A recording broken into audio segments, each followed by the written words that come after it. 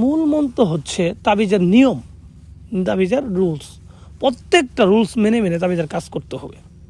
আপনি যদি একটা নিয়ম যদি অমান্য করেন তাহলে আপনার কাজ হবে না, কারণ তাবিজের ভিতরে কিছু এক্সট্রা ঢুকানো যাবে না, আবার কিছু কমানোও যাবে না। যতটুকু বলা আছে অতটুকুই করতে হবে। তো আপনি যাদের কাছে গেছেন তাবিজ করতে, তারা নিজেরা এই নিয়মটা জানে কিনা তাতে সন্দেহ আছে, আপনারা কি করে দিবে।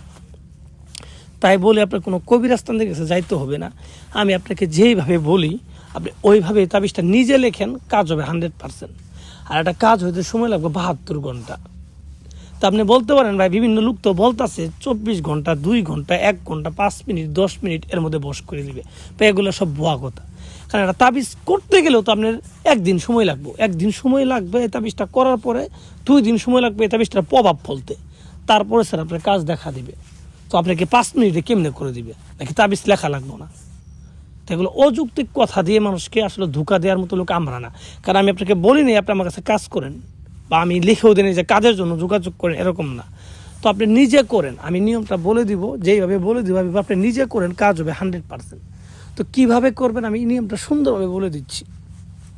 এটা লিখবেন যে কোনো একটা শুক্রবারের দিন, আর একটা কুফরি তাবিজ শুক্রবার দিন লেখার পূর্বে ফজরের পর থেকে কোনো কিছু খাওয়া যাবে না, শুক্রবারের দিন না খায় থাকবেন।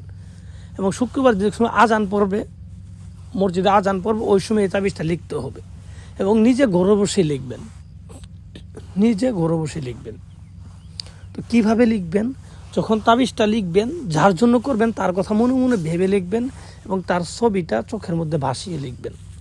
তার বাড়ির দিক মুখ করে তাবিজটা লেখা শুরু করবেন। তাবিজটা লিখবেন সাদা কাপড়ের উপরে, সাদা কাপড়ের উপরে কাম, সিঁদুর, গোচুনা এবং বীর্য বা অবিবাহিত মেয়ের মাসিকের রক্ত দিয়ে, ঠিক আছে, আপনি একটা কালি বানাবেন।